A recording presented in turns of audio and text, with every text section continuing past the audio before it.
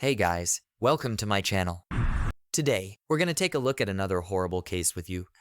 Today's story began on a Saturday evening in July 2011, during a dance lesson when Joseph Sonnier, a respected and wealthy pathologist, first met Richelle Tina. Joseph, a single man famous in his city and beyond, was enjoying freedom, status, money, and a beautiful, sweet woman almost 10 years younger than him. Richelle was successful and living a life of pleasure. Meeting on the dance floor was the beginning of their story, which unfortunately ended in tragedy. At that moment, when their ideal partnership in dance grew into a tender and passionate romance, no one could have imagined what events would follow. Joseph Sonnier's biography before meeting Richelle is a path full of joys and tragedies.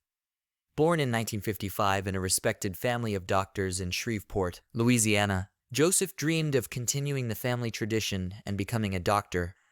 With outstanding abilities, the young man earned a Bachelor of Science in Medical Science from the University of Baton Rouge in 1976.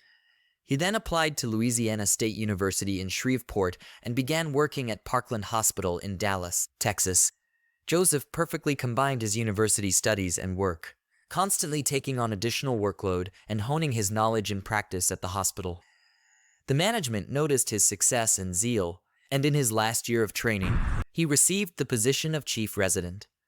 Upon completion of his studies, Joseph chose the field of pathologic anatomy, later becoming a respected pathologist and laboratory director in Lubbock, Texas.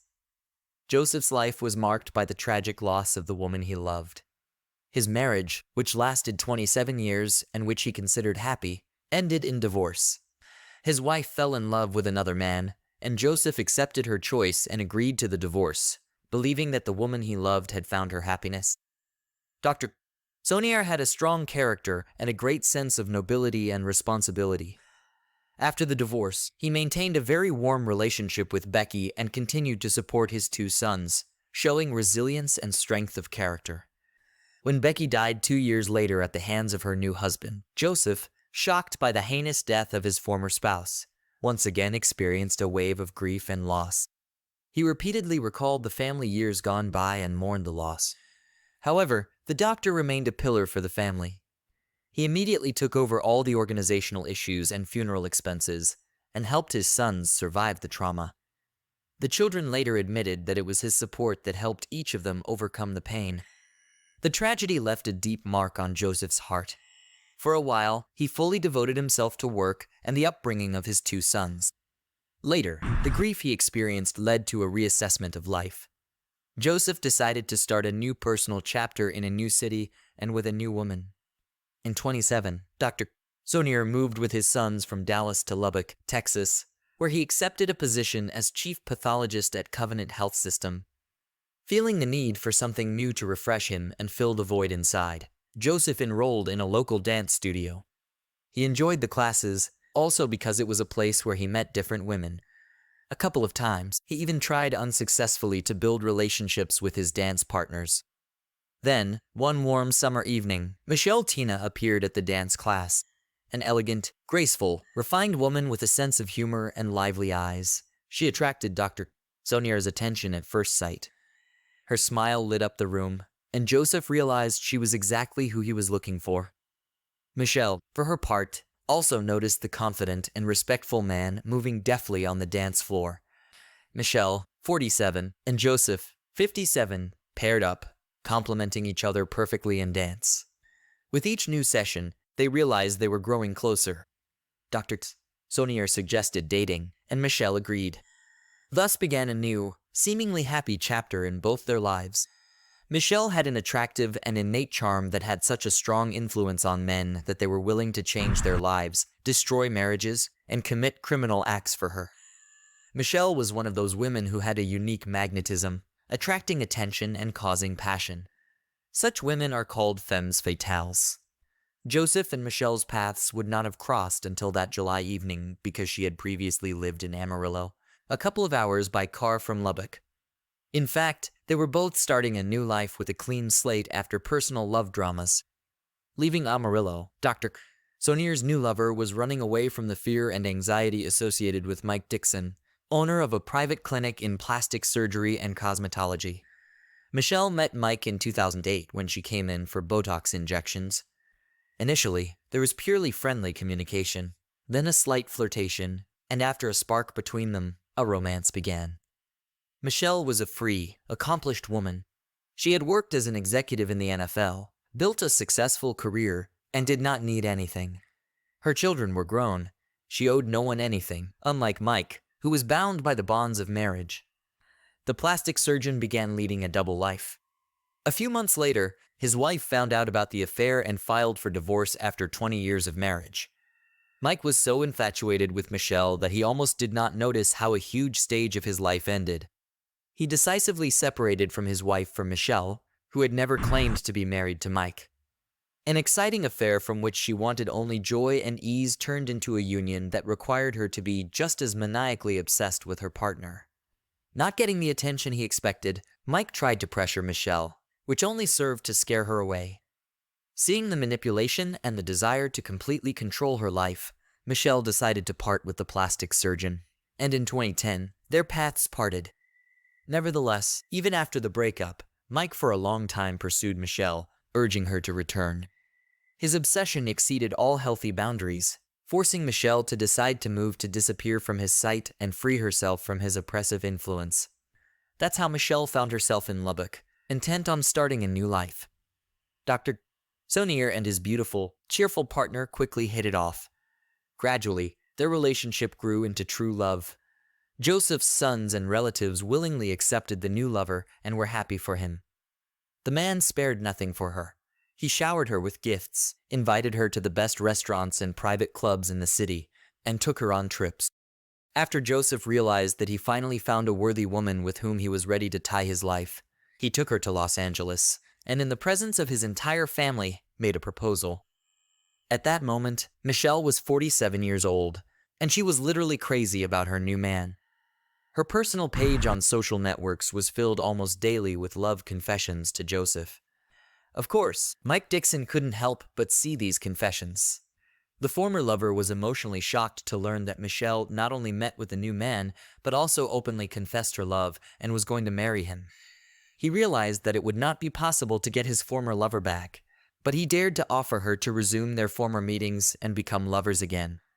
The idea of forming a love triangle did not find a response. Michelle firmly rejected the proposal and told Joseph about everything. After a while, the couple began to feel that they were being watched. At one point, they even noticed something resembling a camera flash through the backyard window. But they didn't pay much attention to it, not fully realizing the seriousness of the problem. The situation spiraled out of control on July 11, 2012. A landscaper who had arrived at the doctor's home to discuss an upcoming remodel contacted emergency services. Upon arriving at the customer's home, he attempted to contact the owner but received no response.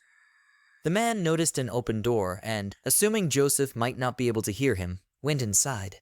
He saw the house in disarray, and most disturbing was the presence of a bullet hole near the front door, indicating a possible intruder. The landscaper cautiously walked further inside in search of the homeowner and then examined the garage, where he found Joseph Sonnier lying in a pool of blood on the floor with no signs of life. The doctor's body bore evidence of stab and gunshot wounds. Concluding that the perpetrator might be somewhere nearby, the landscaper immediately left the house and summoned help by telephone. At 2:48 in the afternoon, the police department received a call, and several patrol cars were immediately dispatched to the scene. Arriving officers found the victim of the crime identified as Joseph Sonnier, a 57-year-old pathologist. Medics confirmed his death. The incident shocked the public, as it occurred in one of the city's most peaceful, safe, and upscale neighborhoods with virtually zero crime. Dr. Sonier, a member of a respected profession, was known for his calmness and kindness and had no apparent enemies willing to harm him. Although a window had been broken, what had happened was not a robbery, as nothing was missing from the house. A bottle with the bottom shot through was found at the scene. It appeared to have been used as an improvised silencer for a firearm. A short time later, a forensic team arrived to collect evidence for examination. Apparently, the assailant was inexperienced, as he left ample traces at the scene. DNA collected from the bottle used as a silencer and blood samples found were sent to a lab for further testing. Neighbors interviewed by detectives claimed they did not see or hear anything suspicious. There were no CCTV cameras near the house. According to the investigation, the perpetrator entered the house using a panoramic window overlooking the backyard, a circumstance that made his attack unexpected. In the dining room, the attacker confronted his victim and began shooting. It was most likely at this point that the wine bottle was used as a silencer. Judging by the traces of blood left in the hallway, the doctor was still alive after the shots were fired. He went into the garage, where the attacker caught up with him and stabbed the victim a number of times. An autopsy on the body found 5 gunshot wounds and 11 stab wounds. The circumstances indicated that the murder was not a random crime. What remained unclear was who had done it and why. The investigation focused on the pathologist's close social circle. During an interview with law enforcement, the victim's fiancé recounted strange events in her and Joseph's life in the last months before the tragedy. According to her, it appeared that Dr. T's son was being stalked. In addition, Michelle herself had seen a stranger standing in front of Joseph's house, watching the door and windows. She also described persistent calls and texts that began to be received by her fiancé just prior to his death. Officers verified the information, but believed the calls and messages came from other women with whom Joseph appeared to be in a parallel relationship, as there were witnesses who said the man was in contact with several women at once. Investigators asked Michelle if she was aware of the other women. She answered that she was not. Joseph's sons denied the possibility that their father could have had mistresses, as cheating is not in the character of their father. However, investigators continued to develop a version of the crime motivated by jealousy. At the next interrogation, Michelle could not withstand the pressure, cried, and admitted that she knew several women probably involved in the crime. According to her, several former girlfriends were constantly stalking Joseph. He ignored them, but they never stopped expressing their displeasure about his future wedding. One of them turned out to be a lady from Florida who continued to persistently call and write even after Dr. Sonier revealed his serious relationship with Michelle. Another was a nurse, a colleague of the pathologist, who also called and wrote to him regularly. The third was a woman with a daughter who, shortly before the murder, had sent a letter to Joseph accusing him of abandoning her and her child. At the same interview, Michelle mentioned Mike Dixon for the first time. Until then, she hadn't connected the surveillance of her and Joseph to Mike, since Mike had completely stopped paying attention after her refusal to be a mistress. She assumed he had accepted her marriage and moved on with his life. The police had a viable suspect and went to talk to the plastic surgeon. Mike willingly went to talk to the detectives. He admitted that he had indeed been deeply in love with Michelle and had divorced his wife in the name of that love, in an effort to create an opportunity for their future together. He admitted that the separation was a blow to him, and for some time he tried to get Michelle back. She remained adamant, however, and he eventually relented and found a new woman considerably younger than himself. His new girlfriend, a medical student, confirmed his alibi, as Mike was at work at the time of the crime and then spent time with her. The investigation ran into difficulties. All the suspects, including Michelle herself, had incontrovertible alibis. Detectives tried to identify possible enemies of the murdered or people financially interested in his death, but no new figures were found. By the time the lab results came back, the situation appeared to be a dead end. The forensic results, unfortunately, did not add any clarity. The DNA sample from the bottle did not belong to the victim. However, the police database was unable to determine whose sample was found at the crime scene. That's when law enforcement officials got unusually lucky. The police department received a call from Paul Reynolds, an aspiring EMT from Amarillo. According to him, he was sharing housing with a buddy named Dave Shepard, who had recently confessed to a murder committed in Lubbock, after which he attempted to take his own life but was rescued. Paul relayed information that a neighbor had told him details of the crime, including specific details that only a small circle of detectives might have known, such as the use of a bottle muffler. The officers realized that Shepard was indeed involved in the crime. A witness who called claimed that Dave was only the perpetrator and that the person who ordered the crime was an unknown doctor associated with plastic surgery. Officers immediately began running a background check on the new suspect and found that Shepard had a violent criminal history with theft and hooliganism, but no major crimes. They determined that he was divorced, unemployed, and had been caught stealing on several occasions, including one where he stole $330,000 from a prominent businessman. Dave was taken to the station for questioning, and pretty quickly he began to confess, confirming that Mike Dixon had indeed hired him to commit the crime. According to Dave, the meeting with the plastic surgeon took place in a bar where both found themselves going through painful breakups with their partners. Under the influence of alcohol, the casual conversation turned into a true friendship. Mike Dixon told a sad love story, complained about Michelle, who had left him and was now about to marry someone else. The man shared that he couldn't get over his former partner and was willing to do anything to get her back. Deciding that the only obstacle was Dr. Sonnier, Mike and Dave devised a plan. However, their intentions, according to Dave, did not include murder.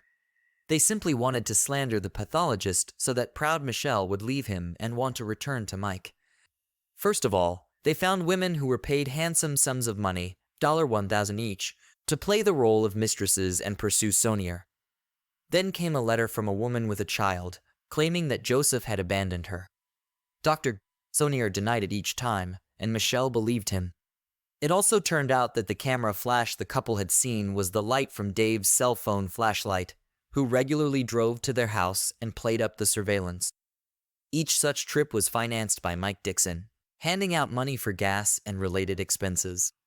When spying and slander failed to separate the lovers, Mike set out to fix the problem in a radical way. He told his friend that he wanted him to kill the pathologist. As payment, Dixon offered 3 silver bars totaling about $110,000. Dave agreed, with one of the bars given as a deposit. The hired killer immediately cashed it in at a pawn shop. According to Dave Shepard, when he arrived at Dr. Sonnier's house, things got out of control. It was an unintentional shooting. I got scared, and he started walking away down the hallway. When I came to my senses from the shock, I shouted, "Dr. Sonier, are you all right?" Hearing nothing back, I followed him into the garage. He was lying there flat. I distinctly heard his last breath, and I bent down to check his pulse. There was no pulse. In his confession, Shepard claimed that he allegedly stabbed Joseph Sonnier in an irrational and foolish attempt to cover up what he called involuntary manslaughter. I stabbed him a couple of times. I don't remember how many times. You say I stabbed him 11 times. I had Dr. Sonnier's phone in my hand, and I thought about dialing the emergency number to call for help, but I didn't. Maybe that's why 11 times. I put the phone back, mutilated the remains, then I went to Mike's, got the rest of the bullion, and tried to kill myself. According to Dave, agreeing to the crime, he did not understand what he was agreeing to, and when he found himself in front of Joseph, he realized that he could not kill. Had it not been for an accidental gunshot, Dr. Sonnier would still be alive. The plastic surgeon was apprehended by police the same day on charges of first-degree murder. Based on Dave's testimony and an extensive body of other evidence, including compromising phone calls and text messages containing explicit confessions, at the first interview, detectives hoped to elicit a confession. But Mike Dixon stubbornly denied everything, demanding an attorney. A lawsuit ensued. Dave Shepard, as part of a deal with the prosecutor, immediately pleaded guilty to his role as a hired criminal and waived the right to appeal the sentence. As a result, instead of the death penalty, he received a life sentence without parole. Mike Dixon, against whom there was only circumstantial evidence, pleaded not guilty. Unexpectedly, Dave, who was a key witness for the prosecution, testified during the trial that he committed the crime on his own without any involvement of Dixon in it. Under oath, he said that the silver bars were intended for investment in a business the two of them had intended to start. The jury was unable to reach a unanimous verdict, and a retrial was declared. The second trial took place in 2016. Dixon was found guilty of first-degree murder and sentenced to life in prison without the possibility of parole. An appeal filed by his lawyers led to the reversal of the judgment. The man was released on bail in the amount of $2 million, but the fight for justice did not end. The prosecutor's office sought to have the sentence reinstated by the highest criminal court of the state. Otherwise, a third trial was to be held. The prosecutor's office's motion, filed on February 11, 2019, was granted. In April 2020, the bail was revoked, and an arrest warrant was again issued. The Texas Court of Criminal Appeals reversed the lower court's decision and reinstated Mike Dixon's sentence. The judge ruled that the felon must continue to serve his life sentence without parole. Mike Dixon is currently incarcerated in a prison in Lubbock, Texas. Dr. Joseph Sonnier became part of the love triangle when he began dating Richelle in July 2011. The woman still calls him the main love of her life and regrets that she unknowingly led a criminal to a noble, loving, and honest man. Thanks for watching. Guys, subscribe to the channel and don't forget to click the bell. There are many shocking stories ahead.